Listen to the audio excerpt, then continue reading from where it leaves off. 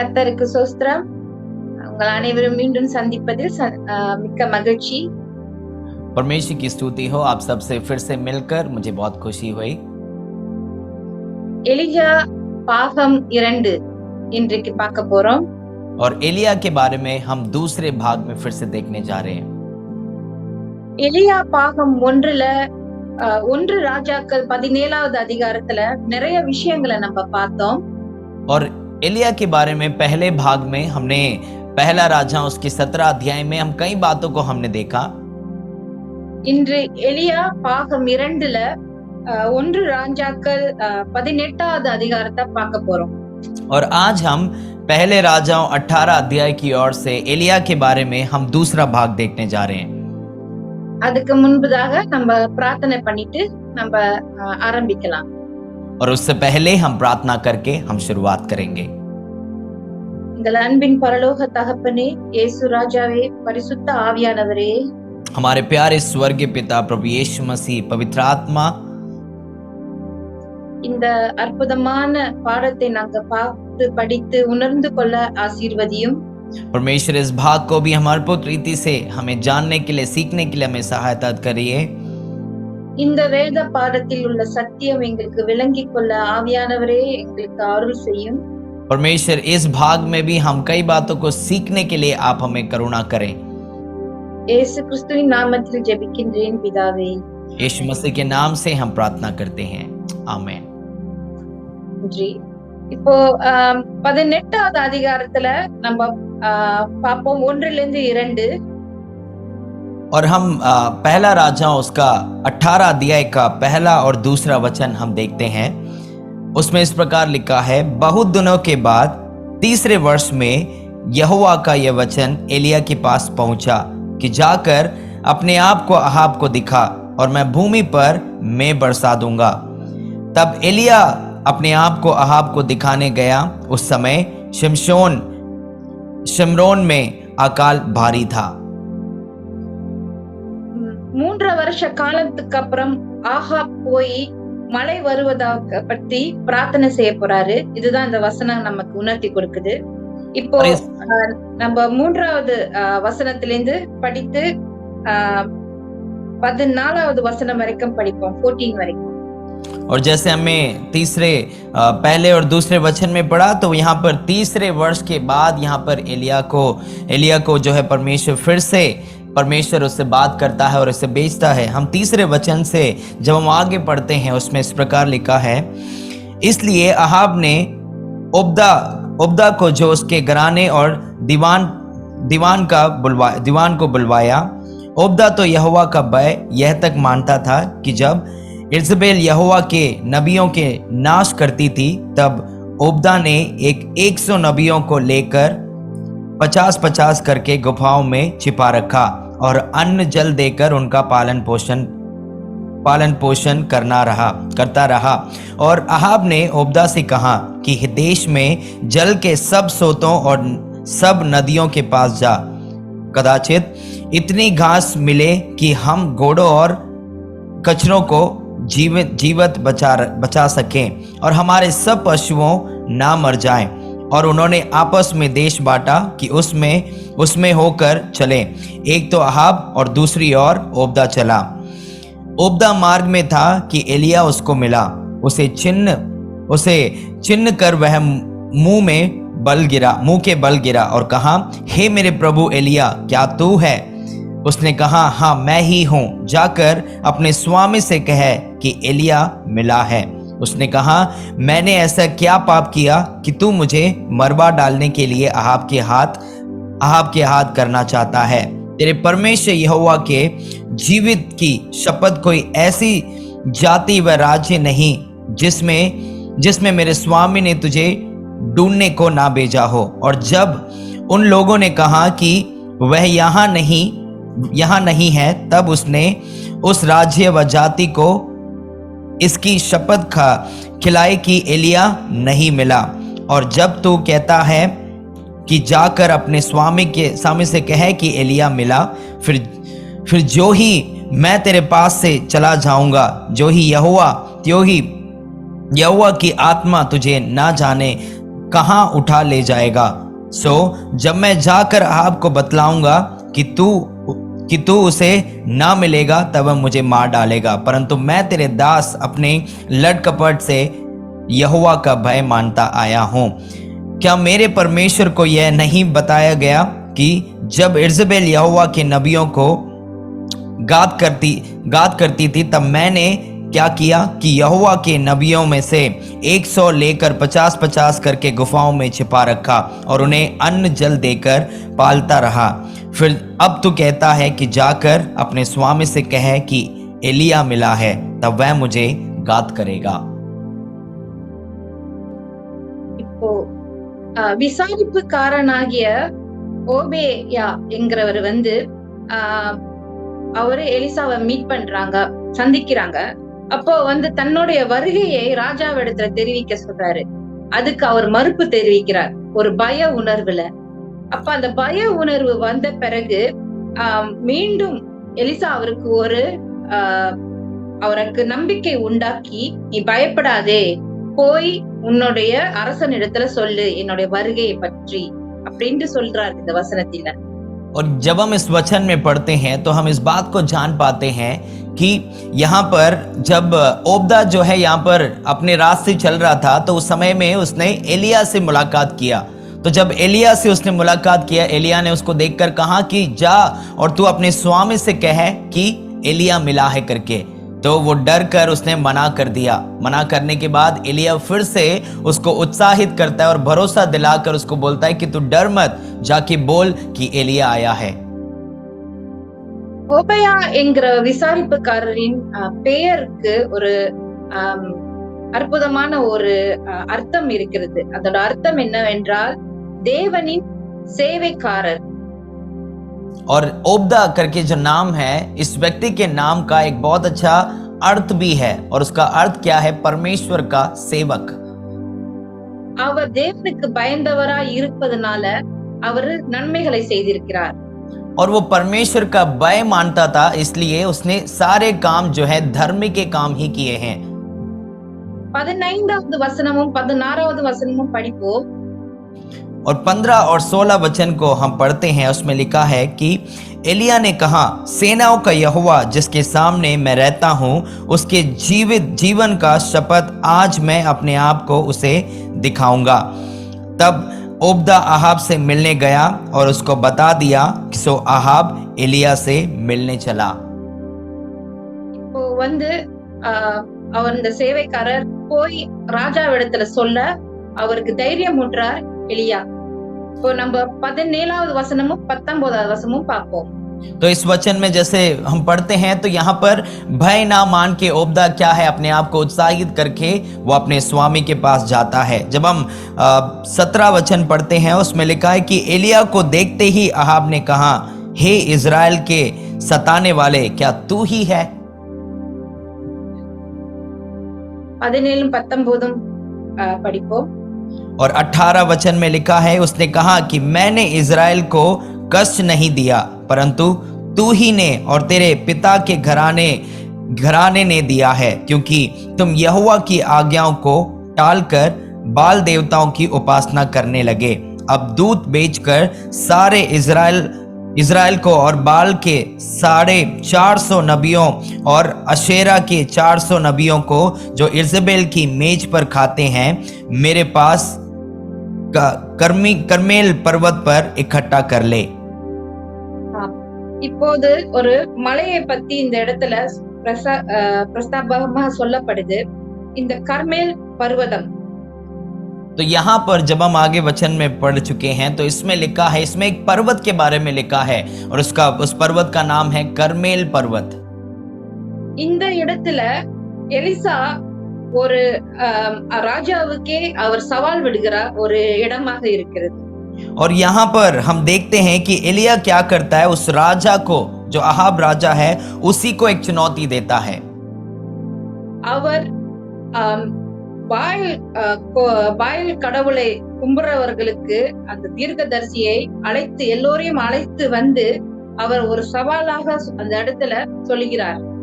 और यहाँ पर चुनौती क्या है? वो एक चुनौती देता है उन राजाओं को कि जो बाल देवता की जो उपासना करते हैं उन सारे नबियों को तुम बुलाकर मेरे पास लेकर आओ।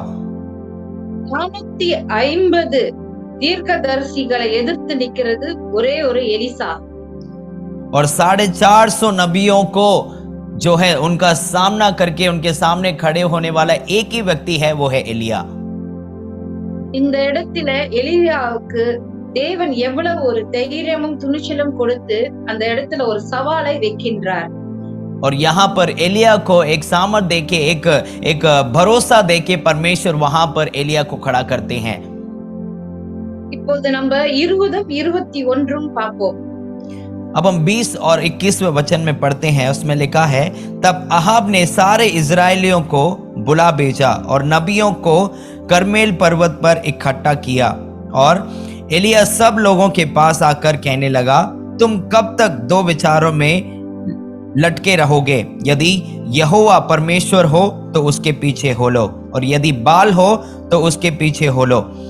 लोगों ने उसके उत्तर में एक भी बात ना कही।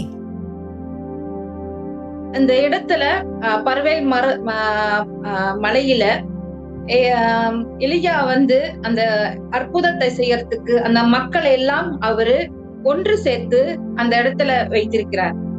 और यहाँ पर हम देखते हैं करमेल पर्वत में एलिया क्या करता है, एक अद्भुत काम को करने के लिए यहाँ पर लोगों को इकट्ठा करके वहां पर झुंड बना के रखता है। சகல ஜனமும் ஒன்று கூடி இந்த அற்புதத்தை பார்ப்பதற்காக சேர்ந்திருக்கிறார்கள். और सारे लोग मिलकर उस करमेल पर्वत पे इकट्ठा हुए इसलिए ताकि वो एक आश्चर्य कर्म को देख सकें। அந்த இடத்துல அந்த அற்புதத்தை செய்யறதுக்கு எலிசா ஒரு அழகான திட்டத்தை சொல்றாரு. 22 24 படிப்போம். और इस अद्भुत कार्य को, एक आश्चर्य कर्म को करने के लिए एलिया यहाँ पर एक योजना को बताता है। वो 22 और 23 वचन में जब हम पढ़ते हैं उसमें लिखा है, तब एलिया ने लोगों से कहा, यहोवा के नबियों में से केवल मैं ही रह गया हूँ और बाल के नबी 450 मनुष्य हैं, इसलिए 2 बछड़े लाकर हमें दिए जाएं और वह एक अपने लिए चुनकर उसे टुकड़े टुकड़े काट कर लकड़ी पर रख दें और कुछ आग ना लगाएं, और मैं दूसरे बछड़े को तैयार करके लकड़ी पर रखूंगा और कुछ आग ना लगाऊंगा।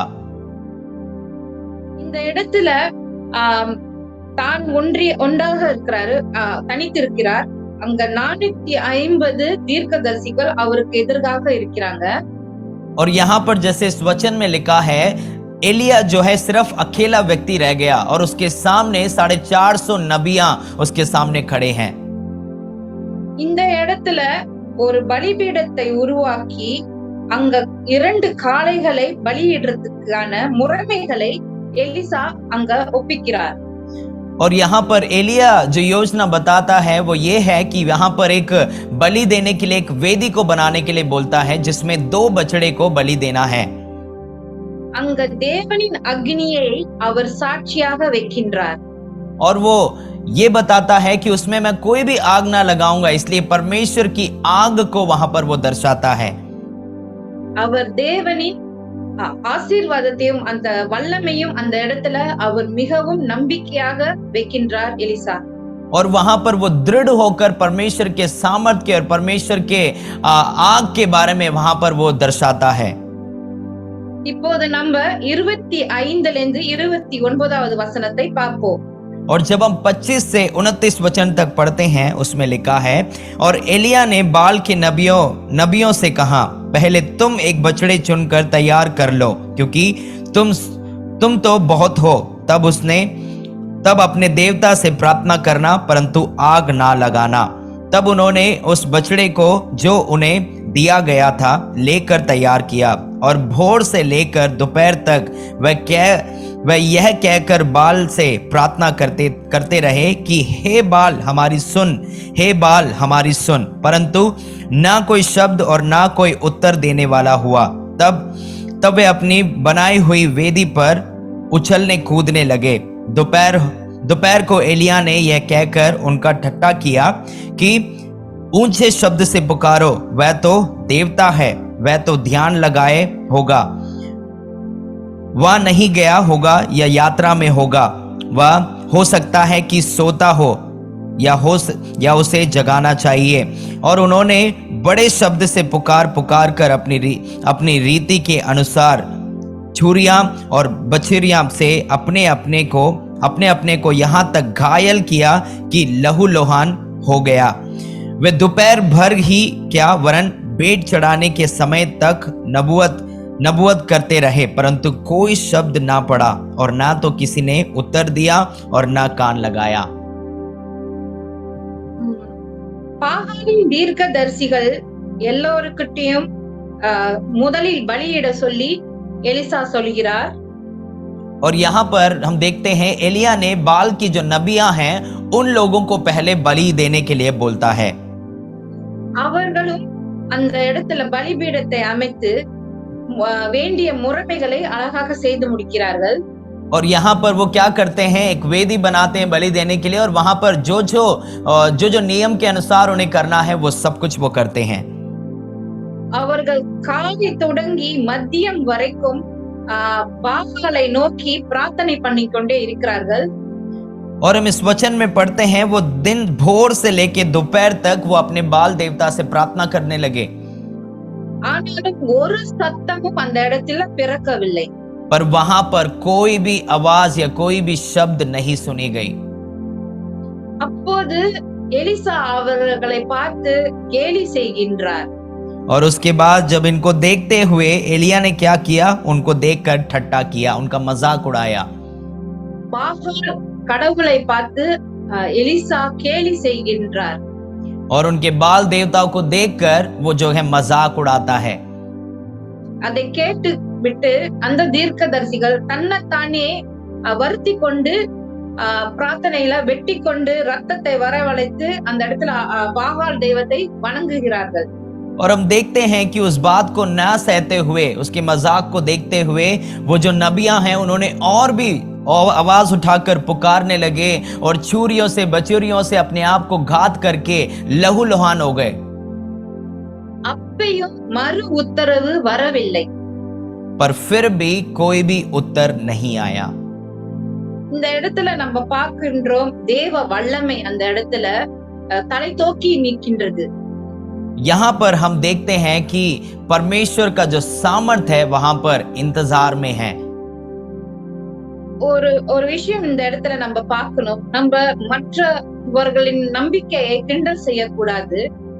और इसलिए यहाँ पर एक बात को आगे बढ़ने से पहले एक बात को यहाँ पर हम ये इस बात को सीखते हैं कि हमें किसी और को मजाक नहीं उड़ाना चाहिए।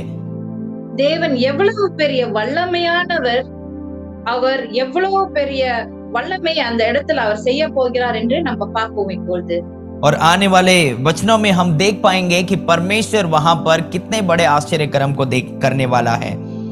वचनम 30-35 பார்ப்போம்। हम 30वें वचन से 35वें वचन में पढ़ते हैं। उसमें लिखा है, तब एलिया ने सब लोगों से कहा, मेरे निकट आओ, और सब लोग उसके निकट आ गए। तब उसने यहोवा की वेदी की जो गिराई गई थी मरम्मत किया। फिर एलिया ने याकूब के पुत्रों के गिनती के अनुसार, जिसके पास यहोवा का यह वचन आया था कि तेरा नाम इज़राइल होगा, 12 पत्थर छांटे और उन पत्थरों से यहोवा के नाम के एक वेदी बनाए और उसके चारों ओर इतना बड़ा एक गड्ढा खोद दिया कि उसमें 2 सवा बीज समा सके। तब उसने वेदी पर लकड़ी को सजाया और बछड़े को टुकड़े टुकड़े कर काट कर लकड़ी पर घेर दिया और कहा, 4 घड़े पानी भर के होम बलि पशु और लकड़ी पर उंडेल दो।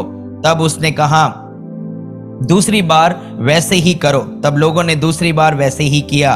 फिर उसने कहा, तीसरी बार करो। तब लोगों ने तीसरी बार भी वैसे ही किया। और जल वेदी के चारों ओर वह गया और गड्ढे को भी उसने जल से भर दिया। எலிசா சகல ஜனங்களையும் அவர் இடத்துல கிட்ட வர சொல்லி அவர் செய்யற சகல காரியத்தையும் உன்னிப்பாக கவனிக்க அவர்களை அழைக்கின்றார்।